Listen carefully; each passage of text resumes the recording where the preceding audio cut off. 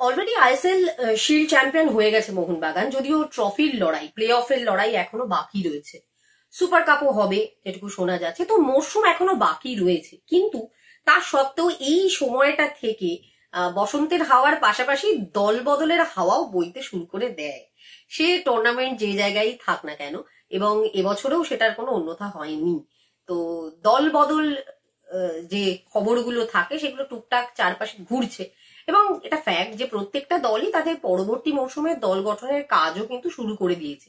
যারা তাদের মধ্যে কেউ পুরোপুরি হয়তো দল পরিবর্তনের কথা ভাবছেন 90%, কেউ বা 10% হলেও কিছু চেঞ্জ করবে, তো চেঞ্জেস হবে। এবং তার প্রসিডিওর কিন্তু নিয়ম মেনেই শুরু করে দিয়েছে ক্লাবগুলো। আজকের ভিডিওয়ে দল বদল নিয়ে একটু কথা বলবো, তার কারণ কিছু কিছু তথ্য, কিছু কিছু এখনো পর্যন্ত বলবো রিউমার আসছে, এবং সেগুলো নিয়ে কথা বলা প্রয়োজন। এবং মূলত আজকের ভিডিওটা মোহনবাগানকে নিয়েই। এবং শুরুতেই যেটা বলি যে মোহনবাগানের এবার দল বদলের ক্ষেত্রে যে খুব প্রচুর পরিবর্তন আসবে এমনটা এক্সপেক্টেড নয়, কারণ যে টিমটা এতগুলো ম্যাচ বাকি থাকতে শিল্ড চ্যাম্পিয়ন হয়ে গেছে, সেই টিমটার উপর ডেফিনেটলি অনেকটাই ভরসা করবেন টিম ম্যানেজমেন্ট, এটাই খুব স্বাভাবিক।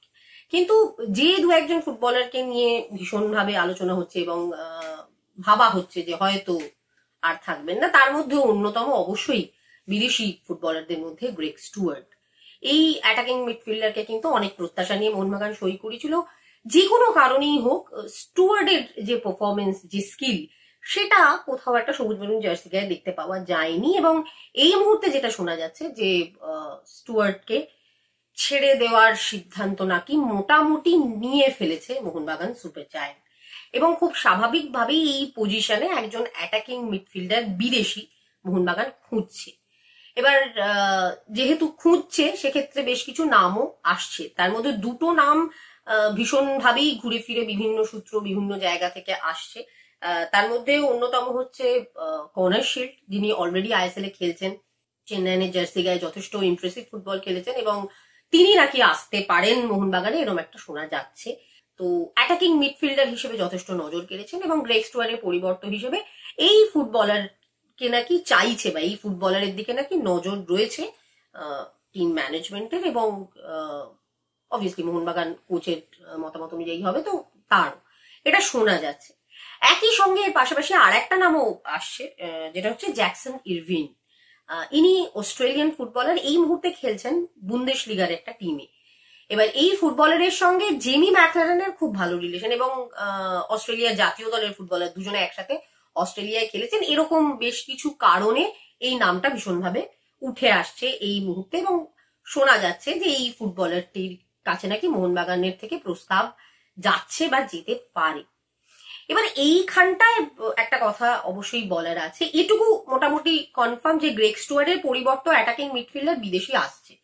এবং কনফার্ম হয়ে এই কথাটা অবশ্যই বলতে পারি যে এই দুটো নাম আসার চারিদিকে ঘোরার পাশাপাশি এটাও এটা মানে জানতে পেরেছি যে বেশ কিছু যারা ফুটবলার সাপ্লাই করেন এখানে, যে সমস্ত অফিসিয়াল এজেন্ট রয়েছেন, সেই সমস্ত এজেন্টদের সঙ্গেও কিন্তু ক্লাবের পক্ষ থেকে কথা বলা হয়েছে, যেটুকু জানি যে এই পজিশনে ফুটবলারের জন্য। সেক্ষেত্রে ডেফিনেটলি চয়েস আছে, এখনো পর্যন্ত yet to be finalise, 100% yet to be finalise. কেউ যদি বলে থাকে সই হয়ে গেছে, আমার মনে হয় না। হতে পারে এদের দুজনের কেউ একজন হতেই পারেন, কিন্তু সই হয়ে এখনো কোনোভাবেই যায়নি। তার বিশেষ কিছু কারণ রয়েছে। তো গ্রেগ স্টুয়ার্টের পরিবর্তে ফুটবলার আসছে, এটা মোটামুটি শিওর। অবশ্যই এই তালিকায় আরো কিছু স্বদেশী এবং বিদেশি ফুটবলার রয়েছেন, কিন্তু এই মুহূর্তে তাদের নিয়ে আলোচনা করার সময় আসেনি। তার কারণ মোহনবাগান সুপার জায়ান্টের যে নতুন টিম তৈরি হবে, সেই টিমটা কিন্তু তৈরি হবে তাদের কোচের নির্দেশ মতোই।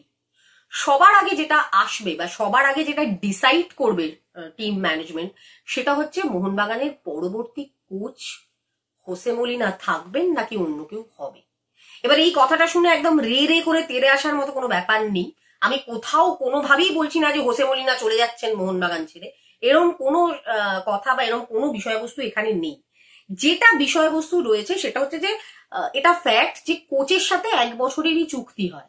সেটা যে কোনো কোচের সাথেই মোহনবাগান সুপার জায়ান্টে স্পেশালি 1 বছরেরই চুক্তি হয়, এবং হোসে মলিনার সাথেও যখন এই মরশুমে তার নাম ঘোষণা হয় তার সঙ্গে 1 বছরেরই চুক্তি হয়েছিল। তো নিয়ম মতো 31শে মে হোসে মলিনার সঙ্গেও কিন্তু চুক্তি শেষ হচ্ছে মোহনবাগান সুপার জায়ান্টের। এবার তারপর তার সঙ্গে নতুন করে চুক্তি করতে হবে, তারপর এটা কনফার্ম যে তিনি থাকছেন এখানে। এবার সেই চুক্তির এখনো কিছু খবর বা অ্যানাউন্সমেন্ট আমরা পাইনি। ডেফিনেটলি যখন অ্যানাউন্সমেন্ট স্টার্ট হবে এটা দিয়ে শুরু হবে, এটাও ফ্যাক্ট। এবং বিশাল সম্ভাবনা, 80% সম্ভাবনা হোসে মলিনা এখানেই থাকবেন। কিন্তু এখানে না দুপক্ষেরই বক্তব্যের একটা জায়গা রয়েছে, এটা মাথায় রাখতে হবে। ঠিক যেরকম মোহনবাগানে ম্যানেজমেন্ট ডিসাইড করবে যে কে তার টিমে আসবে কে আসবে না, ঠিক সেরকমই কিন্তু এটা ফ্যাক্ট যে যে কোচ দায়িত্বে রয়েছেন তার কাছে কি প্রস্তাব আসছে সেটার উপরেও অনেক কিছু নির্ভর করবে। এবং হোসে মলিনার কাছে এবছর বেশ কিছু প্রস্তাব থাকবে, সেটা আইএসএল এর দলের থেকেও থাকবে বা রয়েছে যেটুকু শুনছি, এবং আইএসএল এর বাইরের দলের থেকেও থাকবে। এইবার ডেফিনেটলি সেখানে একটা নেগোসিয়েশনের ব্যাপার রয়েছে, সেখানে কোচের পছন্দের একটা ব্যাপার রয়েছে। কারণ দেখুন, ভারতবর্ষের লিগের কোচ, ভারতবর্ষ ফুটবলে যে জায়গায় দাঁড়িয়ে এবার হোসে মলিনার যে স্ট্যাচার, তিনি যে পর্যায়ে কোচিং করিয়ে এসছেন, এখন তার সেই যে বেসটা তৈরি হয়ে রয়েছে, তিনি একজন রিনাউন্ড ফুটবলার, তারপর এই সাফল্য কোচ হিসাবে। তো সব মিলিয়ে অবভিয়াসলি তার কাছে যে প্রস্তাবগুলো আসবে সেগুলো নিয়ে তো তিনিও বিবেচনা করবেন। কারণ ফুটবলের তো আমরা ফার্স্ট ওয়ার্ল্ড কান্ট্রির মধ্যে পড়ি না, সেক্ষেত্রে তার কাছেও এটা বিচার্য বিষয়বস্তু। এবং অবশ্যই মনিটোরিয়াল ইস্যু রয়েছে, যেটা জেনারেলি মোহনবাগান সুপার জায়ান্টে মনিটোরিয়াল ইস্যুটা খুব বড় হয় না, চয়েসের জায়গাটা অন্যান্য কারণে আসতে পারে।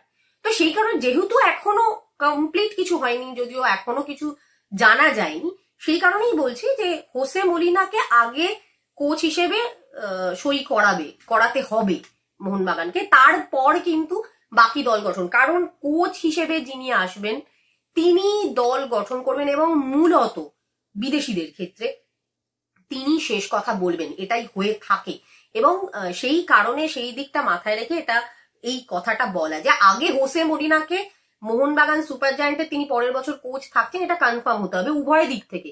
মোহনবাগান সুপার জায়ান্ট তাকে রাখছে, হোসে মলিনা থাকছেন, একটা নেগোসিয়েশন কমপ্লিট হয়, তাকে সই করাতে হবে, তারপর দল গঠনের কাজে হাত দেবেন হোসে মলিনা। এটা হচ্ছে বেসিক জায়গা। এবং যেহেতু এই প্রসিডিউরটা এখনো হয়নি, সেহেতু যে মানে স্টুয়ার্ডের পরিবর্তন বা আরো হয়তো কিছু বিদেশি এবং স্বদেশি ফুটবলার আছে যাদের পরিবর্তন হিসেবেও ফুটবলার খোঁজা হচ্ছে, গ্রেগ স্টুয়ার্টটা কনফার্ম মোটামুটি শুনতে পারলাম, সেই কারণে বললাম। যতটুকু শুনেছি, শোনা যাচ্ছে বলতে হবে, যেহেতু আমার কাছে কোনো মানে রিটেন কিছু তো নেই, সেই কারণে সেহেতু গ্রেগ স্টুয়ার্টের বিষয়টা নিয়ে এত স্পষ্ট করে বলছি। বাট আরো তালিকায় আছে, বিদেশিরাও রয়েছেন, স্বদেশি ফুটবলার ডেফিনেটলি রয়েছেন, বেশ কিছু জায়গায় স্বদেশি ফুটবলার বদলাবে। মোহনবাগান যে একদম ইন্ট্যাক্ট রেখে দেবে টিম তেমন না, বেশ কিছু পরিবর্তন আসবে। তো সেই সমস্ত লিস্টের যে যে জায়গাগুলো পরিবর্তন প্রয়োজন সেটা নিয়ে যে একটা মিটিং হয়েছে বা যেটা অ্যাপারেন্টলি দেখে মনে হচ্ছে, সেই জায়গায় ফুটবলার খোঁজা শুরু হয়েছে, একাধিক সিভি জমা পড়বে। এবং কোচের সঙ্গে যদি ফাইনালি হোসে মলিনাই থাকেন, তাহলে হোসে মলিনার থেকে জানতে চাওয়া হবে যে এই তার কোনো প্রেফারেন্স আছে কিনা। এবং যদি অন্য কোনো কোচ কোনো কারণে আসবেই এমন কোনো ব্যাপার না, যদি কোনো কারণে আসে তাহলে তার থেকে তার প্রেফারেন্স জানা হবে। এবং এই যে লিস্ট গুলো জমা পড়বে ম্যানেজমেন্টের কাছে, সেই সিভি গুলো ফেলা হবে কোচের সামনে, সেখান থেকে নিজের পছন্দসই ফুটবলার কোচ বেছে নেবেন। তো এই কারণেই মোহনবাগানের দলবদলটা পুরোপুরি ডিপেন্ড করছে কোচ কবে ফাইনালাইজ হচ্ছে তার ওপর। হোসে মলিনা থাকলে একরকম, হোসে মলিনা না থাকলে একরকম, এটুকুই বলার আর কি। হোসে মলিনা চলে যাচ্ছেন একবারও বলছি না, যেটা বলছি এখনো চুক্তিটা ফাইনালাইজ হয়নি, 1 বছরেরই চুক্তি। তো চুক্তি সবার আগে কোচের সাথে হবে, তারপর অন্য কেউ, তারপর ফুটবল। এই ভিডিওটা এই পর্যন্তই। যেটুকু রিউমার জানতে পেরেছি সেটুকু বললাম, যেটুকু হিসেব নিকে শুনছি, চারপাশ সব শুনছি, দল বদলে সবই শুনছির ওপর হয়, তো সেগুলো আপনাদের সঙ্গে যেভাবে শেয়ার করলাম। যদি ভিডিওটা ভালো লেগে থাকে তাহলে লাইক করুন, শেয়ার করুন এবং অবশ্যই সাবস্ক্রাইব করুন আমাদের চ্যানেল অলস্পোর্ট টিভিকে।